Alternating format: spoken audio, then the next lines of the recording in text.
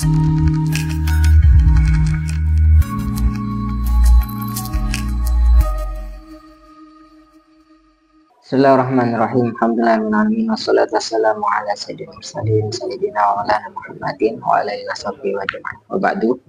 Yang kami hormati guru kita semua, pengasuh Pondok Pesantren Sidogiri, Syekhuna Ahmad Fuad Nur Hasan, dan yang segenap juga majelis keluarga dan keluarga Pondok Pesantren Sidogiri, dan segenap pengurus, wabil khusus pengurus An-Najah Center Sidogiri yang membentengi akidah Ahlus Sunnah wal Jamaah di dalam pesantren, bahkan juga di luar pesantren, dan juga diketuai oleh Ustadz Ahyad Ahmad sudah beberapa periode, dan juga para bawahannya juga yang membantu mensukseskan kegiatan An-Najah Center, Bapak TU Ustadz Sirot sendiri. Ya benar ya? Alhamdulillah, ya. Baik, alhamdulillah. Ini sebenarnya kajian kita pada malam hari ini ada di Nadom Lutun wa Ismailu wa Ishaku kada Yakub Yusuf wa Ayyubuh tada. Mungkin dari Nadom ini merupakan perincian dari 25 nabi yang wajib diketahui, yang sebenarnya nabi itu ada 240.000. Ini ba'duhum, tapi ya ini bukan kepastian, tapi ba'duh mungkin pakai Thoriqah Mukasyafah. Kemudian kalau yang Rasul ada 313, itu sejumlah dengan Ahlul Badar. Nah, tapi yang 25 itu pasti Rasul dan juga pasti Nabi. Yang Ulul Azmi ada 5. Ada Nabi yang disebut di Al-Quran tapi tidak wajib diketahui secara perinci, yaitu Nabi Uzair. Nah, Nabi Uzair yang yang dituduh Uzairun ibnullah itu dituduh jadi putranya Allah. Ada 2 nabi yang dituduh jadi putranya Allah, ya. Satu Nabi Isa, yang kedua Nabi Uzair, itu dituduh jadi putranya Allah. Sekarang di Nabi Lut dan juga Nabi Ismail, Nabi Ishak, Yakub, Yusuf, wa Ayyubuh tada. Ini sebenarnya satu keluarga, Ustaz. Jadi Nabi Lut, Ismail, Ishak, Yakub, Yusuf, Ayyub ini satu keluarga. Wafi kaulin, Nabi Lut ini masih keluarga dari Nabi Ibrahim dan satu masa. Tapi menurut kaul yang lain, Nabi Lut ini bukan keluarga, cuma satu masa. Ada pendapat lain yang mengatakan kalau Nabi Lut ini sebenarnya cucu iring. Artinya Nabi Ibrahim itu punya saudaranya punya putra, terus putranya ini Nabi Lut, berarti cucu iring. Tapi saya tidak mendalami pendapat yang itu, karena setahu saya memang Nabi Lut itu semasa dengan Nabi Ibrahim. Cuma di sini mungkin untuk kajian tentang Nabi Ismail, Nabi Ishak, kemudian Nabi Yakub, Nabi Ayyub ini sangat mudah untuk ditelusuri. Yang Nabi Lut ini ceritanya salah satu nabi yang ceritanya sedikit tapi sangat populer, karena kepopulerannya itu gara-gara umatnya yang melakukan sesuatu yang tidak pernah dilakukan oleh umat-umat sebelumnya. Ya.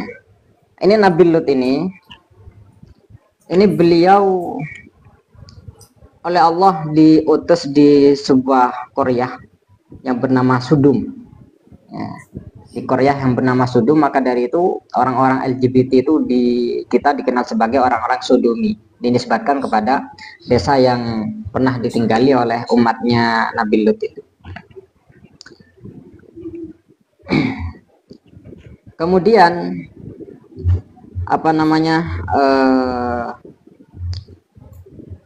ini di surat apa itu ya tepatnya ya, di surat Hud kalau tidak salah, itu Nabi Lut diceritakan tentang adab-adab yang Allah timpakan kepada kaumnya. Falamma ja'a amruna ja'alna 'aliha safilaha wa amtarna 'alaiha hijaratan min sijilin mamdud. Pastinya kita dalam memahami Nabi, ya, itu bukan kita cukup dengan mengenal mukjizatnya saja. Itu masih belum. Karena kita kalau hanya mengenal segi mukjizatnya, maka yang bisa kita lihat adalah kepercayaan bahwa dia adalah seorang nabi. Tapi untuk mengamalkan bagaimana caranya kita meniru perilaku dia sebagai seorang nabi itu tidak bisa diketahui dengan cara mempelajari mukjizat, tapi kita harus menelaah sejarahnya. Itulah fungsinya sejarah, katanya Imam Al-Buti itu dalam Sirah Nabawiyah itu. Beliau menyampaikan bahwa sejarah itu tujuan utamanya adalah at-tahsi wal iktida, itu mengikuti bagaimana alur kehidupan yang dijalani oleh seorang nabi. Gitu. Kemudian ini mungkin yang pengen saya perdalam hanya di Nabi Lut dan Nabi Yusuf karena waktunya tidak memungkinkan dibahas semua.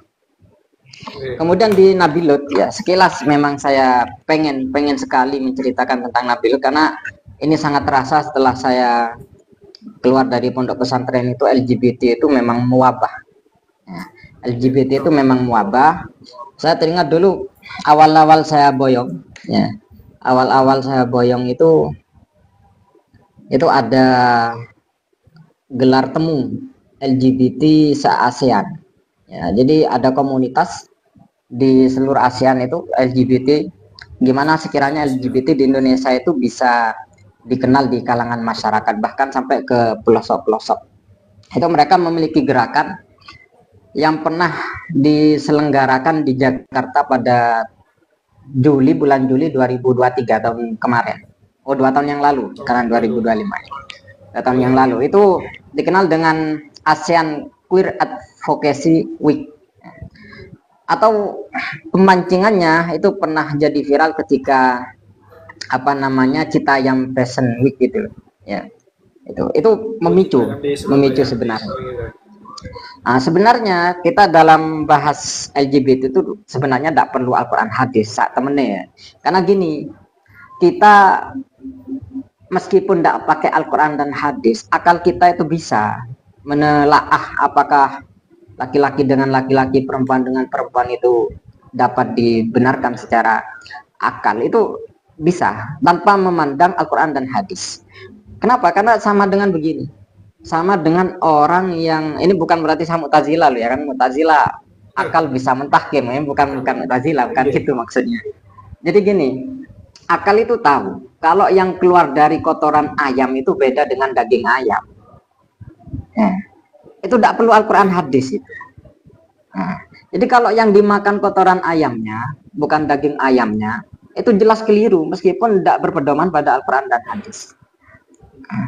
Laki-laki dengan perempuan itu serasi. Kalau laki-laki dengan laki-laki ya tidak serasi. Itu tanpa mandang Al-Quran dan hadis, masyarakat sebodoh apapun ngerti kalau pasangan laki-laki itu perempuan. Ya. Itu yang maksud saya tadi itu sebenarnya tidak usah Al-Quran dan hadis, kita sudah memahami kalau LGBT itu pasti salah. Tapi itu hanya sekilas ya tentang LGBT, tentang amaliyah mereka. Jadi kita fokus di pembahasan ceritanya Nabi Lut ini. Ada riwayat dari Wahab bin Munabbih. Ini saya kasih rekom salah satu kitab yang bagus untuk mengkaji Qasasul Anbiya. Itu kitabnya Imam Ibnu Katsir, muridnya Imam Ibnu Taimiyah. Itu ada Qasasul Anbiya. Karena Imam Ibnu Katsir itu sangat bagus, tapi itu tebal.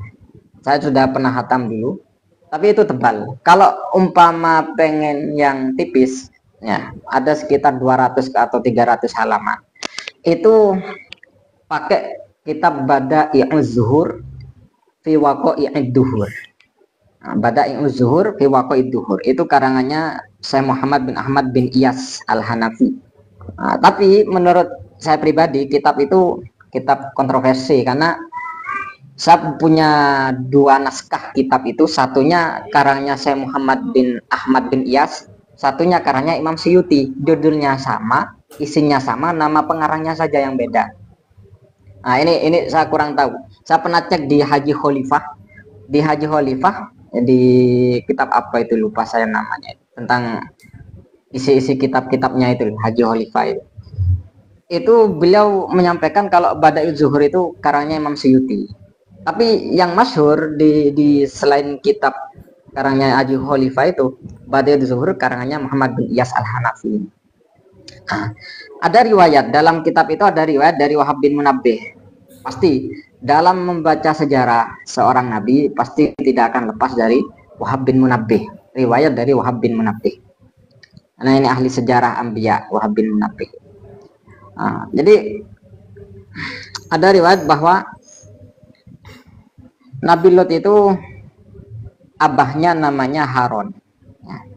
Abahnya namanya Harun. Dan ini katanya Imam Sudi, As-Sudi, salah satu ahli tafsir, itu menyampaikan bahwa Nabi Lut itu Bu'isa fi zaman Ibrahim. Itu satu masa dengan Nabi Ibrahim. Memang sama Allah diutus kepada kaum Sudum. Nah, Sudum itu sebuah desa di Ardi Horurah, di daerah Horurah. Daerah Horurah itu di sekitar Irak itu sudah, di sekitar Irak. Nah, mereka itu ahlu Horurah itu atau orang-orang Sudum itu mereka kafir. Nah, mereka tidak punya keimanan. Jadi tidak ada yang iman sama sekali kepada Allah. Nah, mereka kafir dan mereka melakukan hal-hal yang tidak dilakukan oleh orang-orang selain mereka. Nah, kemudian tradisi lain yang tidak disebut di dalam Al-Quran itu, cuma ada riwayatnya di dalam hadis, itu mereka juga bukan hanya pelaku Sodom, tapi mereka juga melakukan idhikharul hullah. Artinya istilah idhikharul hullah itu mereka akan menjual barang panen yang mereka panen itu ketika dalam keadaan mahal. Ada asal usulnya sebenarnya. Kenapa kok mereka melakukan Sodom? Aslinya sebenarnya orang-orang Sodom itu tidak melakukan liwat, ya, tidak melakukan liwat. Ada salah satu riwayat menyampaikan bahwa pernah suatu ketika itu iblis datang kepada orang-orang Sodom itu nyamar. Jadi yatasawar istilahnya. Dia nyamar dalam bentuk manusia yang tua renta. Ya. Hanya iblis itu bilang kepada penduduk Sodom ini rajulun khabirun bi ahwali zaman. Saya ini seorang yang ngerti tentang keadaan sebuah masa. Jadi kemudian iblis melanjutkan, jika kalian punya pasokan untuk dipanen, untuk dimakan, fa'amsiku, maka jangan dijual. Simpan saja. Nanti dijual ketika sudah tiba masa di mana tidak akan pernah ada lagi, ya, paceklik, tidak akan ada lagi tumbuh-tumbuhan, biji-bijian, dan juga hujan tidak akan turun. Satu tetes pun tidak akan turun. Itu katanya iblis begitu. Terus iblis melanjutkan, ketika ada orang-orang datang dan ketika orang nyari, masyarakat nyari untuk membeli, ya, yang sudah sampai yang kalian panen itu, maka jangan dijual. Fala tabi'uhu, maka jangan dijual pada mereka hatta talutu bihim, sampai kalian melakukan liwat dengan mereka. Ini asal usulnya. Jadi iblis yang senggarak fitnah itu. Karena memang kalau diteliti semua maksiat yang di bumi ini awalnya pasti dari iblis. Ya. Wa inkanus yukhon, liwat harus diliwat dulu. Meskipun sudah tua renta. Ausobian, meskipun masih berupa anak kecil. Itu asal usulnya gitu. Dalam salah satu riwayat, akhirnya kemudian orang-orang ketika sudah tiba masa yang katanya iblis itu, paceklik itu, orang-orang berbondong-bondong datang ke wilayah Sodom dan mau beli makanan tidak diperbolehkan kecuali dengan syarat melakukan liwat. Dan akhirnya masyhur pada waktu itu liwat dilakukan baik yang masih anak-anak ataupun yang sudah tua renta, itu melakukan, laki-laki perempuan. Jadi maksudnya liwat itu bukan hanya laki-laki dengan laki-laki, tapi perempuan dengan perempuan itu masuk kategori liwat, ya. Jadi jangan disalahpahami. Jadi mungkin dari Lut gitu, diambil dari dinisbatkan pada kaumnya Nabi Lut, liwat, bukan ke Nabi Lutnya. Maka dari itu sihak, ya, dan juga liwat itu pertama kali memang di masanya Nabi Lut. Kemudian sebenarnya di wilayah Sodom itu, ya, di wilayah Sodom itu kalau saya teliti di beberapa kitab sejarah itu menyampaikan bahwa Sodom itu dataran rendah yang mana di sebelahnya itu terdapat gunung, ya, gunung, kemudian di bawah gunung ada desa Sodom, kemudian setelah desa Sodom ada lautan. atau pantai lah gitu. Nah, orang yang ada di gunung pada waktu itu dikenal sebagai orang-orang wahsi namanya. Orang-orang wahsi, entah diistilahkan wahsi, diistilahkan buas, saya kurang tahu apa maksudnya. Iya, anggaplah pedalaman. Tapi ini bahasanya lebih apa ini namanya lebih keras, lebih ekstrim ini. Kok wahsi, kok koyo apa namanya seperti anjing yang tidak pernah dipelihara itu. Nah, akhirnya yang dia dari atas itu, yang dari atas yang Jabaliyun itu turun ke bawah, ya, turun ke bawah dan sampai akhirnya wilayah yang melakukan Sodom itu bukan hanya di desa Sodom saja, bahkan sampai ada Arba'u Korea, ada 4 Korea. Ini Korea di Arab ya, bukan Korea yang ada di daerah Pasuruan. Kalau di daerah Pasuruan kecil-kecil, seperti di Sidogiri itu kan hanya kecil ya. Ini kalau di Arab ya mirip-mirip dengan yang di Madura itu, satu desa jauh ya. Meskipun kata orang Madura dekat, itu kata orang Jawa jauh gitu ya. Akhirnya mereka melakukan liwat sampai ternyata sudah terbiasa antara laki-laki dengan laki-laki, perempuan dengan perempuan, sampai hilang perasaan yang ada di hati mereka kalau mereka sebenarnya secara watak harusnya suka pada perempuan, yang perempuan suka kepada laki-laki, itu sampai hilang, sampai tidak ada syahwat sama sekali. Akhirnya ketika keadaan sudah keadaan sudah tidak memungkinkan untuk dikembalikan lagi ya, tidak bisa dikembalikan, diluruskan, Nabi Lut juga sudah tidak didengarkan lagi oleh mereka. Nabi Lut akhirnya mengancam, kalian kalau tidak mau beriman atau tidak mau mengikuti ajaran yang saya sampaikan, maka hati-hati, azab Allah akan datang. Nabi Lut bilang gitu, itu justru mereka nantang, i'tina bi'adzabillah. Ya sudah, kalau memang Allah mau mengadab, coba datangkan saja adabnya Allah itu kepada kita itu. Ini nantang. In kunta minas shodiqin, kalau kamu memang benar, itu ada di, saya lupa di surat apa, i'tina bi'adzabillah in kunta minas shodiqin. Akhirnya dibalas sama Allah pada waktu dibalas sama siapa namanya, sama Nabi Lut. Langsung doa pada waktu itu Nabi Lut, Rabbin surni alal qaumil mufsidin. Ya Allah, tolonglah aku dalam ketika menghadapi orang-orang mufsid ini. Maksudnya itu turunkan saja adabnya kepada mereka, karena beliau ini seorang nabi, jadi bahasanya itu lembut, Fastajaballahu doa. Akhirnya sama Allah dikabulkan doanya, dan akhirnya Allah mengutus 4 malaikat ya. Mengutus 4 malaikat dalam bentuk Marudin Hisan, dalam bentuk laki-laki yang masih muda, yang tampan-tampan ya. Marod dari kata amrod ya, yang kumisnya masih belum tumbuh, jenggotnya juga belum tumbuh. Jadi mereka kulitnya juga putih. Kalau kulitnya hitam, di dalam kitab Bujairomi itu, kalau kulitnya hitam itu bukan amrod itu ya. Jadi orang-orang LGBT sekarang itu kan sampai ke Afrika barang ada juga ya. Itu bukan kategori amrod itu. Tak masuk, mencanakan tak masuk. Ya.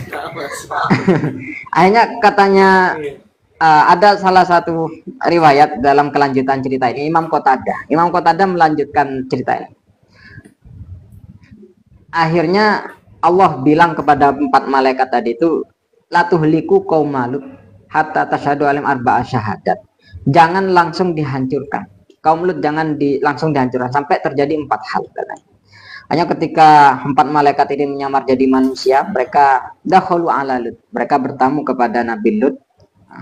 Mereka menyampaikan, nahnu duyufuka fi hadhil laila. Kami ini akan bertamu di rumahmu pada malam hari ini. Hanya kemudian Nabi Lut membawa mereka ke dalamnya.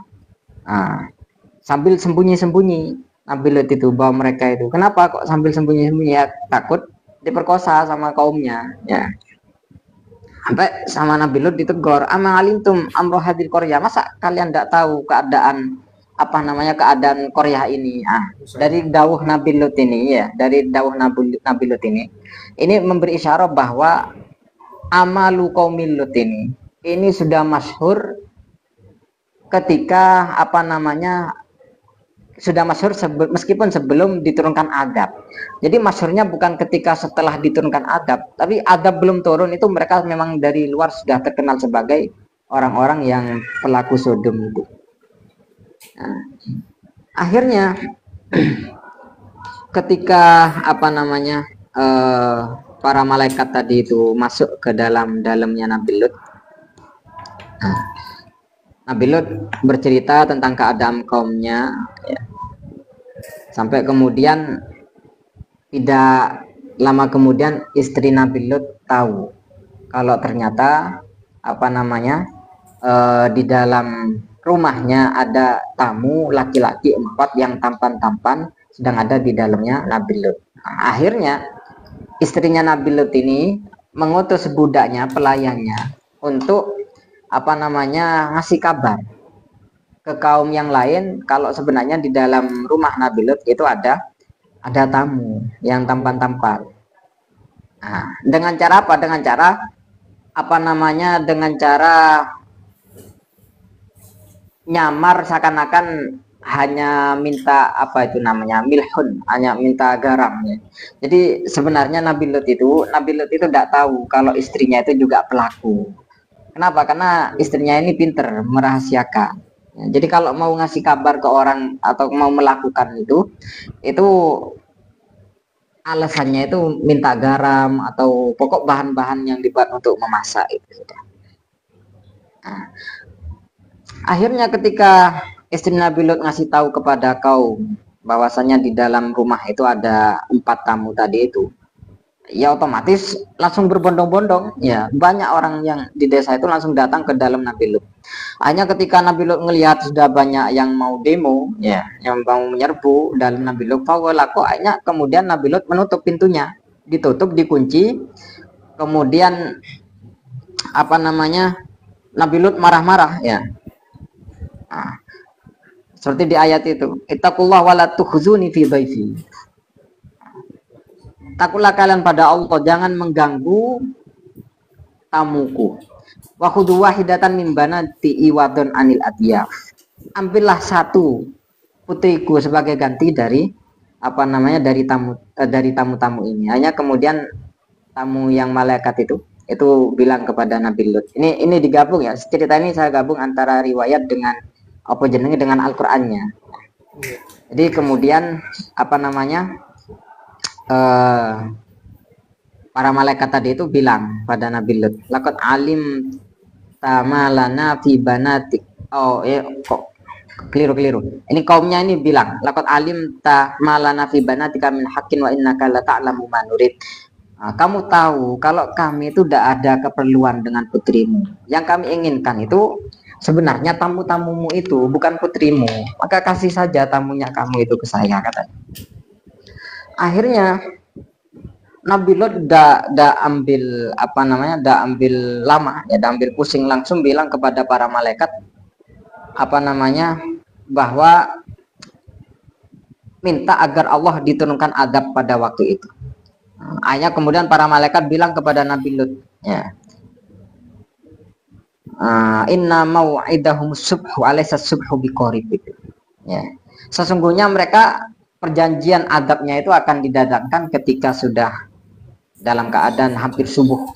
Ya, kemudian sama Allah Nabi Lut itu disuruh pergi ketika sebelum subuh, ya. Ketika sebelum subuh sama Allah disuruh pergi meninggalkan kota desa Sudum itu.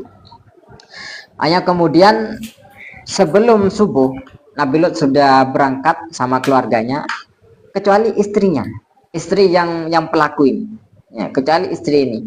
Nah, ini istrinya ini sama Allah, dari riwayat Ibnu Abbas, sama Allah dikutuk menjadi garam, ya.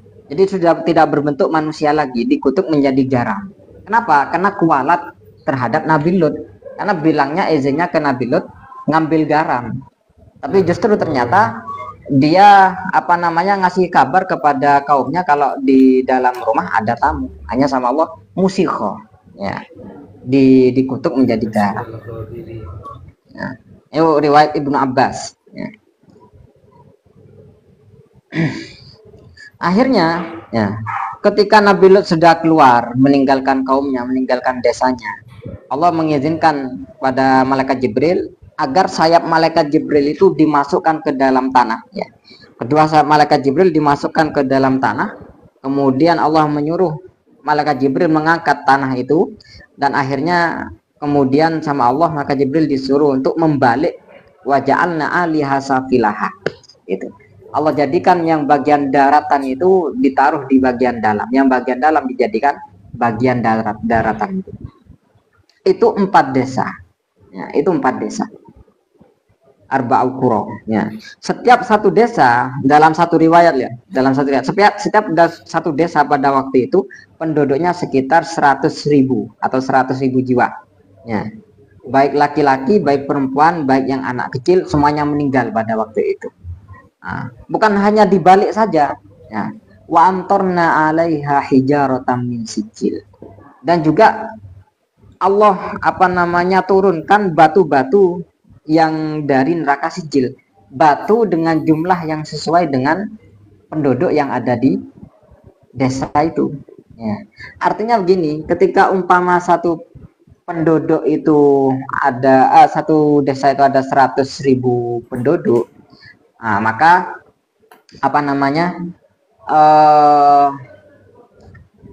batu yang diturunkan yang dijatah dari neraka sijin itu ada 100.000, itu satu desa. Ini bisa dibayangkan ya, dari jumlah penduduknya saja ini sudah 100.000. Di desa di rumah kami itu ya, meskipun ini agak besar, jumlah penduduknya hanya sekitar 4.000. Masih lebih lebih banyak di Sidogiri. Jadi Sidogiri itu kalau dibandingkan dengan desa di luar pesantren itu sama dengan 3 desa ada di dalam satu pesantren. Ya, penduduk 3 desa dalam Sidogiri itu. Ya, makanya pas di Sidogiri itu. Nah, ini satu desa 100.000 penduduk. Rata-rata 100.000 penduduk. Nah, akhirnya dalam salah satu riwayat ini ada cerita unik. Ada cerita unik, ada satu orang kaumnya Nabi Lut ini ya, kaumnya Nabi Lut berhasil kabur. Tidak kena siksaan yang sampai yang tanahnya dibalik. Ketika tanah ini dibalik sama Allah ya, yang atas ditaruh di bawah, yang bawah ditaruh bagian atas, ternyata ini ono sing ucul situ. Kabur satu ya. Kabur lari kencang sampai akhirnya dia lari ke Mekah. Ya. Dia lari ke Mekah, ke Baitullah, ke Ka'bah waktu itu. Nah, ini unik. Ketika ada di Mekah, ya kan tadi saya jelaskan bahwa di riwayat Ibnu Abbas itu menceritakan kalau setiap satu orang punya jatah satu batu dari neraka. Nah, ini batu yang mau diturunkan kepada orang ini gelantungan, ini ada di antara langit dengan bumi, terbang maksudnya, ini nunggu orangnya keluar dari Masjidil Haram. Nah, kenapa? Karena sudah janji Allah berkat doanya Nabi Ibrahim bahwa Ka'bah itu didoakan supaya menjadi baladan aminan, itu negara yang aman, tentram, tidak ada siksaan. Makanya dari itu Allah tidak menurunkan ini batunya ketika orang itu ada di Mekah. Hanya dinteni sampai kemudian lama kelamaan orang itu merasa wis rodok tuh ada keperluan untuk keluar dari Mekah. Hanya kemudian orang itu keluar meninggalkan Mekah dan akhirnya batu itu dijatuhkan di sekitar Mekah, tapi sudah bukan tanah haram lagi, di sekitar Mekah. Itu salah satu cerita unik yang pernah saya saya baca di riwayatnya Imam Mujahid ya, di riwayat Imam Mujahid. Ini sekilas tentang cerita tentang bagaimana kehidupan kaumnya Nabi Lut kalau kita menelaah melalui Al-Quran dan hadisnya. Sedikit, tapi itulah kendalanya sejarah kalau kita tidak memasukkan beberapa riwayat yang dhaif, kadang riwayat yang maudhu. Itu kalau tidak dimasukkan, alur cerita seperti yang saya sampaikan tadi itu terus tersendat-sendat. Artinya antara cerita itu tidak seperti alur yang ada di dalam kitab sejarah. Nah, maka dari itu kalau kata saya tadi, kalau pengen tahu cerita lengkapnya pakai tarikh, bukan pakai riwayat. Sedangkan yang saya jelaskan tadi itu pakai riwayat, bukan pakai sejarah, tapi pakai riwayat. Kalau pakai sejarah memang panjang, tapi alur ceritanya itu jelas. Itu tentang kehidupan Nabi Lut. Nah, apa apa apa namanya pengaruhnya ke kehidupan kita cerita tentang Nabi Lut ini? Pengaruhnya besar. Pengaruh bahwa orang yang melakukan sesuatu maksiat yang tidak pernah dilakukan orang lain sebelumnya, maka adab yang diturunkan juga adab yang tidak pernah Allah turunkan sebelumnya.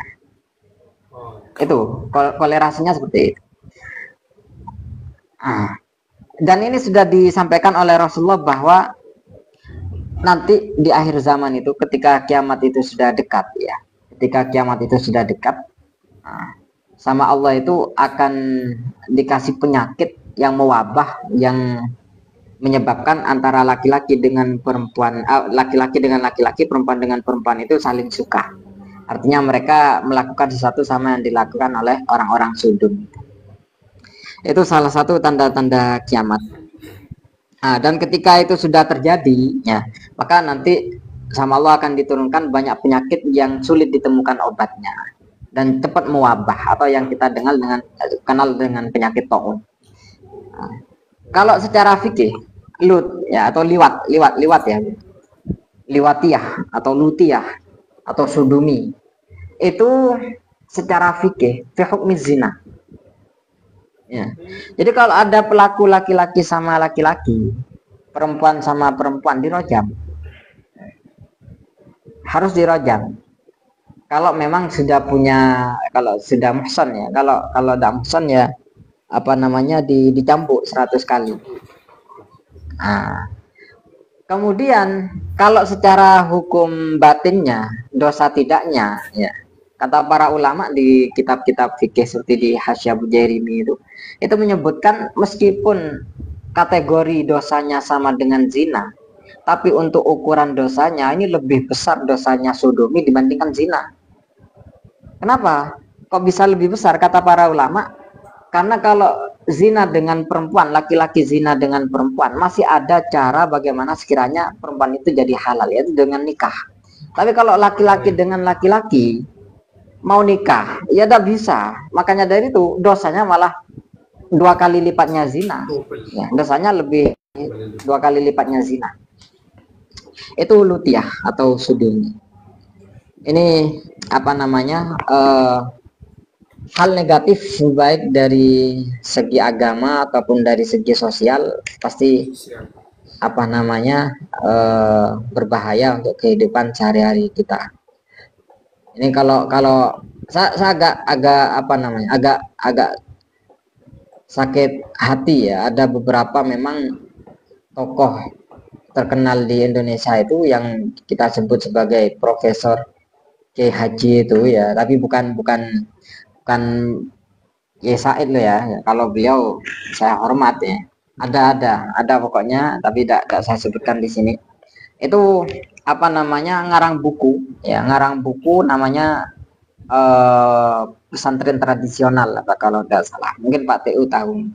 Itu pernah bukunya saya taruh di mana itu, di ACS itu, orang Bandung ya, orang Bandung. Itu Cirebon, orang Cirebon, keliru, orang Cirebon. Itu menyampaikan bahwa orang-orang pesantren ini sebenarnya melegalkan, pelaku sodom ini melegalkan. Kenapa? Karena di pesantren dikenal dengan apa namanya di dalam buku itu ya disebut sebagai pesantren itu justru menjadi sumber terjadinya LGBT.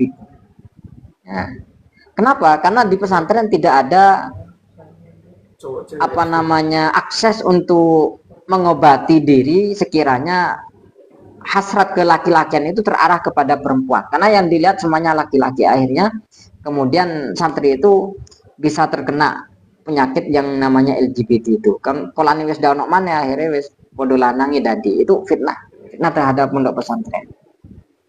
Itu ada bukunya. Itu kalau apa namanya yang baca Da'alim terpengaruh karena beliau pakai usul fikih.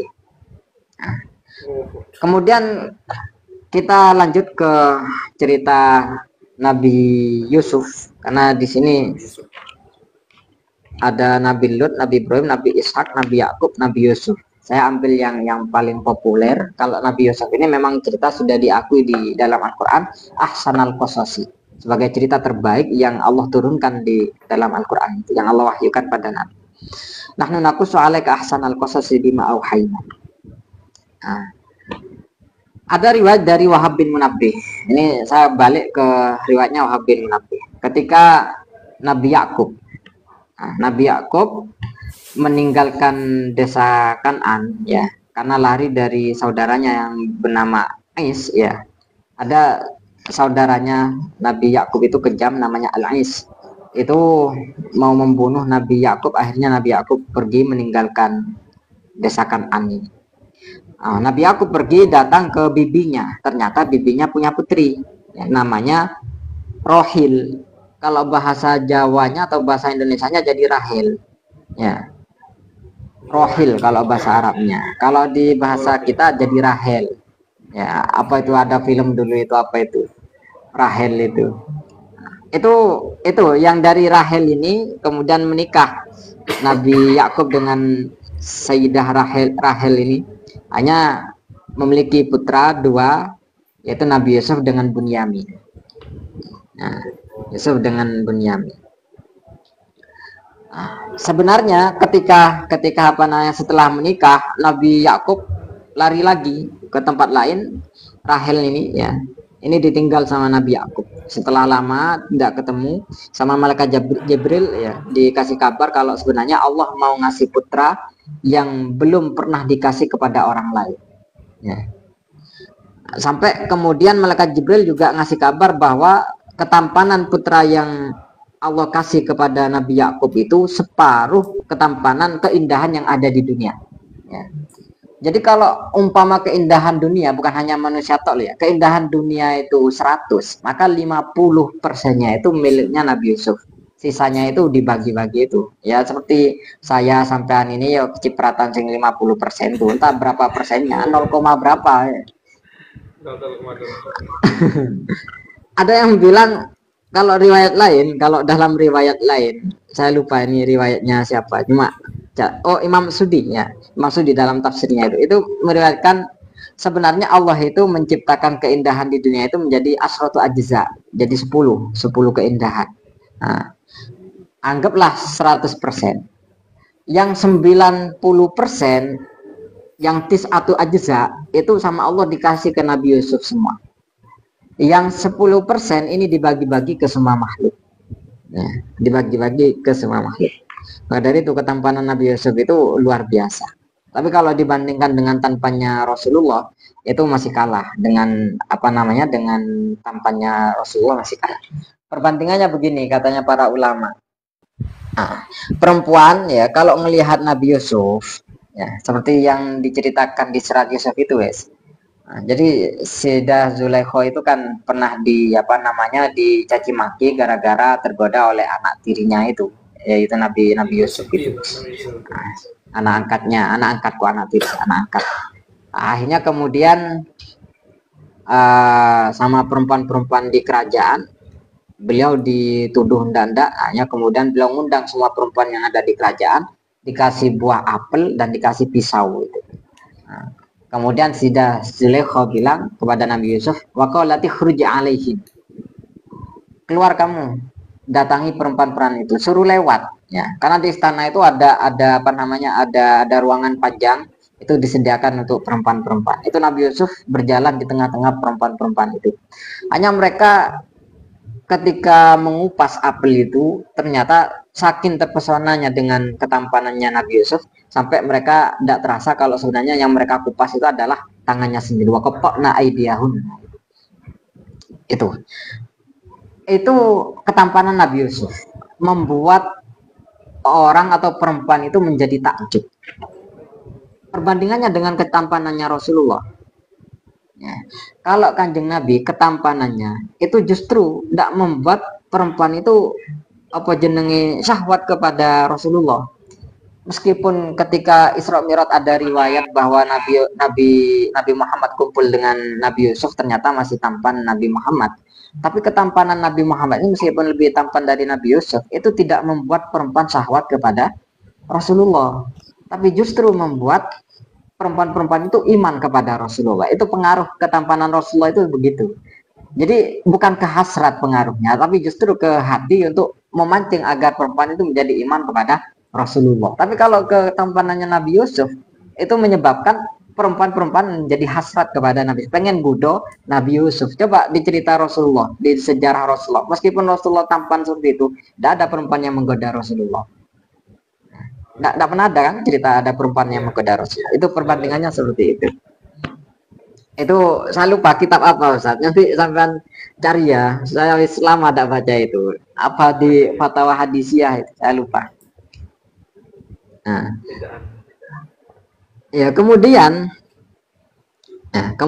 suatu ketika ya, ketika ketika Nabi Yusuf sudah umur 10 tahun ya, ketika Nabi Yusuf sudah umur 10 tahun sudah terlihat tampanannya, sudah terlihat, karena anak-anak itu biasanya ketemu ganteng endak itu lewis umur 10 ya, sama semuanya begitu sampai sekarang begitu. Jadi kalau masih bayi atau masih umur di bawah 10 ketok ganteng, belum tentu nanti besarnya juga ikut tampan ya.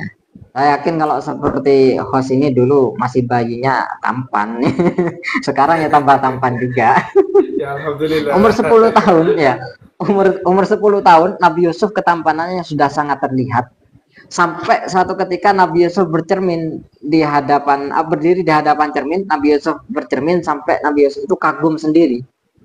Ma ahsana wajhi. Cek gantengnya aku itu, betapa tampannya aku. Nah, akhirnya sampai beliau bilang gini, ini ya, andaikan saya ini budak, lau kuntu mamlukan, andaikan saya ini budak, ya, maka daro ahadun ala samani, katanya. Pasti tidak akan ada satupun orang yang mampu membeliku. Nah, ini ujub lah ya. Ini kok bisa ada Nabi ujub ini? Ini pembahasan ACS nanti bisa dibahas di Libang itu buat PR. Itu ada riwayatnya itu Ustaz. Itu cerita kata saya barusan itu ada riwayatnya. Tapi Nabi Yusuf berdiri di hadapan cermin bilang ma ahsana wajhi, betapa bagusnya, betapa tampannya diriku, sampai beliau mengatakan andaikan saya ini budak, tidak akan ada orang yang mampu membeliku. Hanya dibalas sama Allah gara-gara ujub ini, sama Allah dibalas. Ketika Nabi Yusuf dilemparkan ke dalam sumur oleh ikhwatuhu itu ya, yang berjumlah 11 itu, meskipun dibela sama Yahuda yang paling besar, tetap Yahuda tidak punya pengaruh. Hanya yang asalnya mau dibunuh, hanya kemudian atas usulnya Yahuda dilemparkan ke sumur itu, sangat dalam. Makanya bahasa Al-Quran fi ghayabatil jubbi, ghayabah itu kan dari kata ghaib, ghaib itu tidak terlihat. Jadi saking dalamnya, bagian dalamnya sumur itu tidak terlihat. Fi ghayabatil jubbi. Itu ukurannya ketika dilempar, sebenarnya ukurannya Nabi Yusuf itu meninggal. Ya. Tapi ketika dilempar, Allah mengutus malaikat Jibril untuk menangkap Nabi Yusuf ada di bawah. Hanya beliau masih hidup. Lama kelamaan, sekitar 3 hari setelah kejadian pelemparan Nabi Yusuf ke Ghayabatil Jubbi itu ada beberapa orang pendatang yang mau minum, nyari air. Ternyata karena letak sumur itu meskipun jauh dari dalamnya beliau, tapi letaknya ada di samping di samping jalan raya. Hanya kemudian orang-orang berhenti di situ, kemudian narik timba. Ternyata di dalam timba Nabi Yusuf ikut bergelantung di situ. Nah, ketika ikut bergelantung, orang-orang kaget. Hadza gulam, katanya, ini budak sangat tampan dan harganya pasti mahal, katanya. Akhirnya dibawa ke Mesir, Nabi Yusuf dibawa ke Mesir. Lakunya berapa? Wasyarauhu bisamanin bakhsin darahima ma'dudah. Di Al-Quran itu. Ternyata Nabi Yusuf laku hanya bisamanin bakhsin, dengan harga sangat murah. Bidarahima ma'dudah, harganya pakai dirham juga. Salawis murah saya pakai dirham. Kata salah satu riwayat, seperti disampaikan di dalam tafsir Jalalain itu, di pelajaran kelas 5 itu kok kelas 5 sih ya, tidak ada kelas 5 juz 12, lupa saya. Itu apa namanya? Itu disampaikan ada riwayat sab'ata asyara dirhaman. 17 dirham. Harganya 17 dirham. 17 dirham, 1 dirham anggaplah 20.000 sekarang. Ya. Kalau 17 berarti 360-an lah. 360.000 stampan itu, orang paling tampan di dunia harganya 360.000. Gara-gara ujub yang di depan cermin itu dibalas sama Allah itu. Itu pentingnya apa namanya?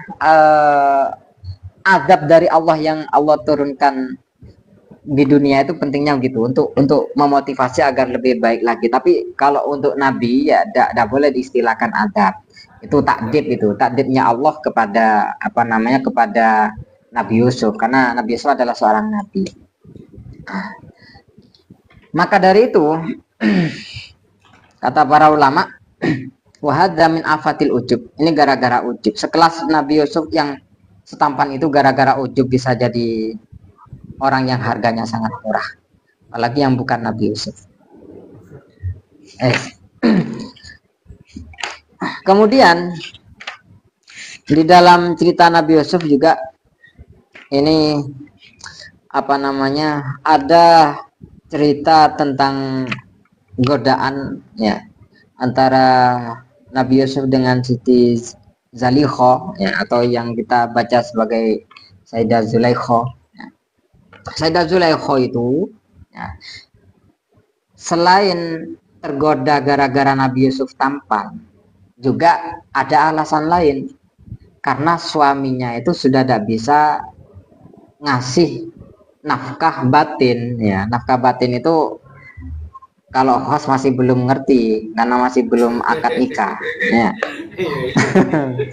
Nafkah batin itu kenapa? Karena kelaki-lakiannya itu sudah tidak berfungsi lagi ya. Sayyidah Zulaikho itu sangat cantik, nikahnya sudah lama tapi disia-siakan saja, hanya sebagai apa lah ya jenenge ya, hanya sebagai pelengkap kehidupan dari itu ya, hanya sebagai pendamping ya, tidak ditiduri sama sekali. Nah, namanya seorang istri tidak ditiduri ya, akhirnya ya nyari laki-laki yang lain ya, nyari laki-laki yang lain. Ketepatan di kerajaan ada Nabi Yusuf, cek tepak katanya Sayyidah Zulaikho itu. Ya itu waqad hammat bihi wa hamma biha laula an ra'a burhana rabbih. Itu mungkin sekilas tentang Nabi Yusuf. Sebenarnya Ustaz, yang mau saya sampaikan di Nabi Yusuf itu sangat panjang, tapi waktunya tidak mungkin kan sebenarnya, biar dilanjut sama pemateri yang lain. Yes. Mungkin dari apa namanya, dari penjelasan dari Rasul tentang sirah dari dua nabi, yakni Nabi Lut dan Nabi Yusuf. Mungkin dari sahabat aja ada yang punya anta-anta untuk bertanya atau sudah memberikan pertanyaan dari sirah dua nabi ini, mungkin bisa dipersilahkan naik dan dinyalakan mikrofonnya. Baik, mohon waktunya Ustadz Munir. Ini dari siapa? Dari akun atas Ibnu 20. Alhamdulillah, Ibnu 20. Monggo, langsung bisa ditanyakan. Ustadz Hasanuddin selaku guru kami yang mendoakan semoga beliau selalu diberi kesehatan dan juga diberi keturunan yang soleh dan solihah. Yang ingin kami tanyakan adalah di surat Yusuf itu di ayat walaqad hammat hammat bihi wa hamma biha laula rabbih. Itu saya pernah dengar bahwa kita nggak boleh membaca Quran dan wakaf di penggalan ayat wahamma biha. Bahkan kalau meyakini bahwa Nabi Yusuf benar-benar syahwat, anggaplah gampangnya syahwat wahamma biha, itu bisa kafir. Apa benar seperti Ustaz? Itu yang ingin saya. Keterangan untuk kiroahnya gitu ya Ustaz Faidal ya? Kiroahnya sama klaim. Kalau berhenti di situ wahamma biha dan meyakini bahwa Nabi Yusuf juga syahwat, Yusuf apakah juga kita menjadi kafir? Saya pernah dengar seperti itu, ada yang pernah menyampaikan seperti itu. Apa terangan ini? gitu. Oke, seperti itu saat yang saya tanya. Terima kasih. Assalamualaikum warahmatullahi wabarakatuh. Waalaikumsalam warahmatullahi wabarakatuh. Baik, Ustaz Faidan, ini adalah aktivis Najah juga. Pertanyaan dari teman kami, sahabat Najah, gini, Ustaz Hasan, ketika orang membaca Quran di lafaz ilhammat bihi wa hamma biha dan waqaf pada pihak dan meyakini bahwasanya Nabi Yusuf itu juga juga pengen ada keinginan syahwat apa juga dulu kafir gitu, Ustaz. Orang yang mempercayai itu seperti itu, Ustaz. Baik, terima kasih pertanyaan yang bagus. Itu sebenarnya di ayat walaqad hammat bihi wa hammat biha itu, di ayat 24 itu walaqad hammat bihi wa hamma biha laula an ra'a burhana rabbih. Itu kalau di komentarnya Sayyid Muhammad bin Alawi Al-Maliki ya, itu wa hamma biha laula an ra'a burhana rabbih, tidak boleh wakaf di situ. Benar keterangan yang ditanyakan oleh Sa'il tadi itu. Di kitab apa itu? Nuhdatul Itqan ya, di pelajaran itu ya. Itu tidak boleh. Kenapa? Karena kalau dipotong terjemahnya begini. Walaqad hammat bihi, dan sungguh Zulaikha ingin melakukan zina dengan Nabi Yusuf. Wa hamma biha, dan Nabi Yusuf juga ingin melakukan zina dengan Zulaikha. Bisa murtad. Bisa keluar dari Islam. Kenapa? Karena bacaan seperti ini menyebabkan menyebabkan pemahaman seorang nabi kok melakukan maksiat. Ini kalau nabi pelaku maksiat ya, maka tidak sesuai dengan akidah yang diajarkan di dalam Islam, bukan Ahlus Sunnah wal Jamaah ya. Islam ukurannya. Jadi maka dari itu bisa keluar dari Islam. Tapi itu yang baca, kalau yang baca memang ngangen-ngangen ya, artinya ngerti dengan artinya. Lek kayak wong awam romoro warqat hamad bi wa hamma biha ambaanin tek, tiba-tiba berhenti di situ enggak masalah ya. Ini kalau ngerti, kalau sengaja, maksudnya itu kalau sengaja. Nah, kalau dikaji ayat ini walaqad hammat bihi wa hamma biha laula an rabbana rabb. Meskipun Al-Qur'an mengatakan wa hamma biha, Nabi Yusuf ham. Artinya Nabi Yusuf juga punya keinginan terhadap Sayyidah Zulaikha. Apakah berarti wahamma biha ini menunjukkan benar-benar Nabi Yusuf itu ingin melakukan dengan Sayyidah Zulaikha? Kata Sayyid Muhammad bin Alawi Al-Maliki, enggak sampai terjadi ham. Ya, enggak sampai terjadi ham. Ukuran ham itu ya, kalau ini harus dipreteli lagi urusan masalah al-umur bil maqasid itu. Di pembahasan al-umur bil maqasid itu di Asbaban Nadhair itu saya cek di tengah-tengah pembahasan bila membahas tentang ham ya. Ada istilah hajis, ada istilah khotir, ada istilah hadisun nafsi, ada ham, ada azm. Nah, beda dengan niat. Kalau niat qasdu syai' muqtarinan bi fi'lihi. Nah, fa in tarahu anhu di dalam Fathul Qorib itu, fa in tarahu anhu, kalau niatnya dilakukan dulu baru kemudian amalnya dilakukan setelah niat, sumia azman. Ini yang dimaksud sumia azman ini.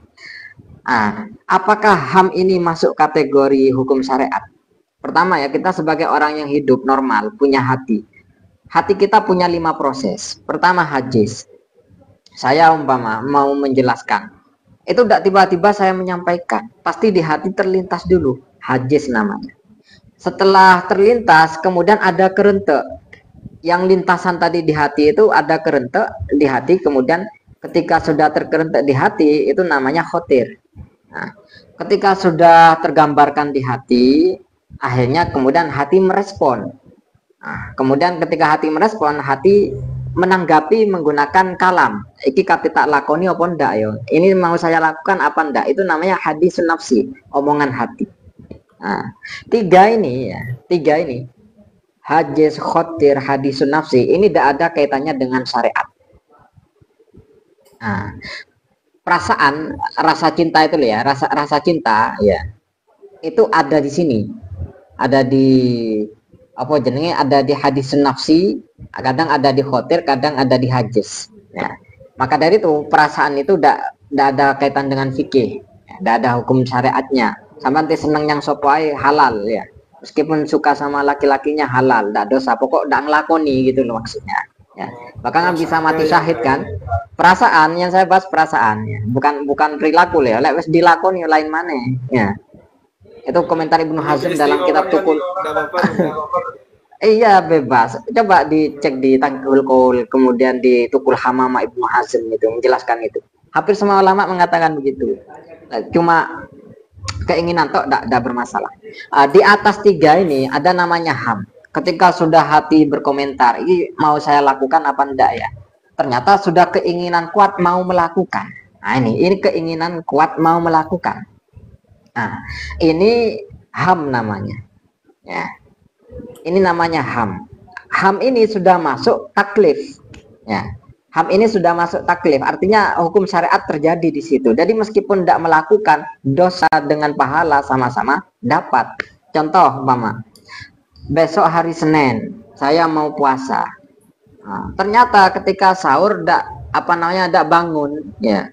Tidak bangun, subuhnya telat-telat. Akhirnya wis tidak sempat sahur, cuma malam tadi itu sudah ada keinginan mau berpuasa sunnah ya.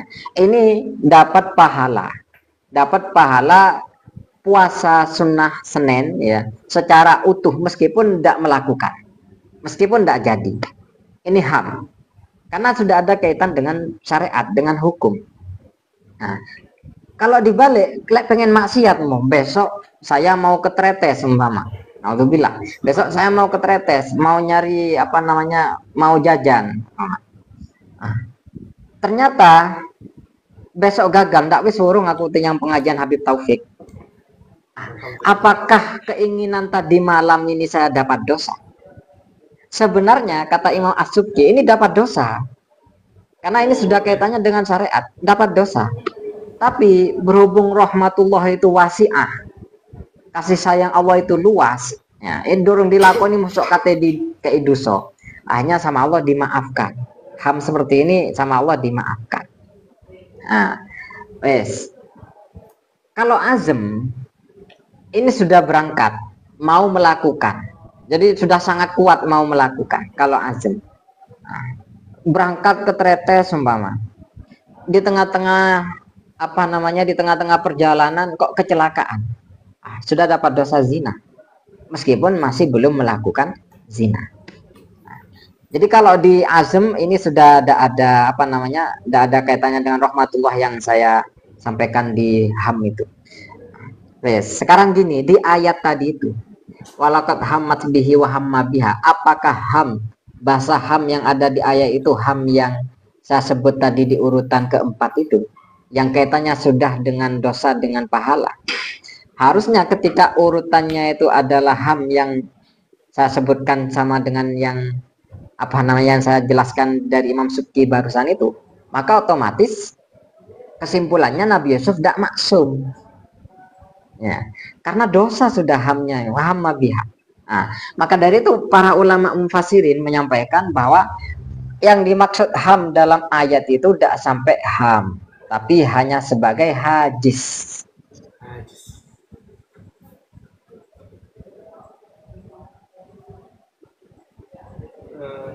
Suaranya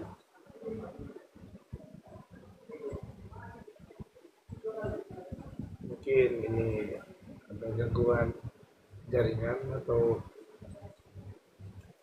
sebelum keluar.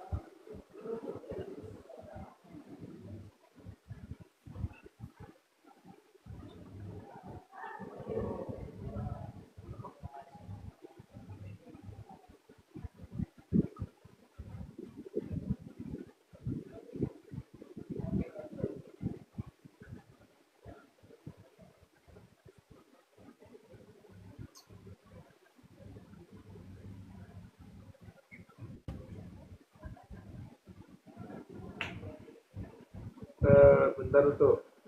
sahabat Anaja, mungkin ada gangguan atau suara masih belum muncul, mungkin akan dibenahi oleh tim kami. Mungkin dari suara dari narasumber yang belum kedengar. Mungkin segera diperbaiki. Cek, halo. Oke, bisa kedengar? Dengar ya? Iya, bisa nggak? Oh iya. Ya, nyampe mana tadi keterangan saya? Sampai Yang mana? dari yang hajis, ketika hajis, keinginan yang Nabi Yusuf lakukan tidak sampai Oh iya. tapi hajis. Ya, baik. Jadi keinginan Nabi Yusuf itu nyampe ham. Nyampe hajis, bukan bukan ham. Nah, itu Imam Baghawi dalam tafsir Baghawi. Kalau dalam Ibnu Katsir, ya, kalau menurut Imam Ibnu Katsir, ya, ham yang dimaksud dalam Al-Qur'an wa hamma biha itu hanya khotir, paling ndak ke hadisun nafsi. Paling ndak ke hadisun nafsi. Jadi Nabi Yusuf sudah gini dalam hatinya, kalau hadisun nafsi. Iki kate tak lakoni apa ndak yo, itu paling mentok sudah itu, ya, itu paling mentok. Itu kata Ibnu Katsir, beda-beda para ulama. Nah, yang paling saya kagumi itu, yang ada di kitab Zubatul Iqam, Said Muhammad bin Alawi Al-Maliki. Nah, itu sangat luar biasa, menjelaskan ayat ini sangat luar biasa. Jadi walaqad hammat bihi. Ketika Sayyidah Zulaikha ini sudah pengen melakukan dengan Nabi Yusuf. Nah, wa hamma biha laula an ra'a burhana rabbi. Kata Said Muhammad, untuk memahami ini jangan baca wa hamma biha dulu nerjemahnya, tapi laula an ra'a burhana rabbi dulu yang sampean pahami. Nah, jadi gini, walaqad hammat bihi laula an ra'a burhana rabbi la hamma biha. Oh, Itu. Sungguh Zulaikha itu ingin melakukan dengan Nabi Yusuf. Ya. Sungguh Zulaikha ingin melakukan dengan Nabi Yusuf. Dan andaikan Nabi Yusuf tidak melihat kebesaran Allah, maka pasti Nabi Yusuf akan ingin juga melakukan dengan Zulaikha. Itu dari Said Muhammad bin Alawi Al-Maliki gitu. Jadi posisinya ayat ini di wahamma bihalawla an burhana rabbi, kenapa tidak boleh wakaf? Karena ini termasuk mimbabit takdimu mahakhu takhir dalam ilmu balaghah. Meletakkan lafaz yang ada di akhir ditaruh di depan, yang di depan ditaruh di akhir. Maka kalau di titik di tengah-tengah bisa rusak maknanya. Jadi kalau walaqad hammat bihi wa hamma biha ini pakai pemahaman Syekh Muhammad, ya, kalau kita titik pakai wakaf sesuai pertanyaan tadi itu. Walaqad hammat bihi wa hamma biha, ya. Andaikan sungguh Zulaikha ingin melakukan dengan Nabi Yusuf dan Nabi Yusuf juga ingin melakukan dengan Sayyidah Zulaikha, titik, ya rusak sudah. Bukan nabi kalau seperti itu, ya. Bukan nabi, tidak layak jadi nabi. Makanya harus dilanjutkan katanya Syekh Muhammad. Jadi laula an ra'a burhana rabbi la hamma biha, katanya Syekh Muhammad. Itu mungkin sekilas, ya.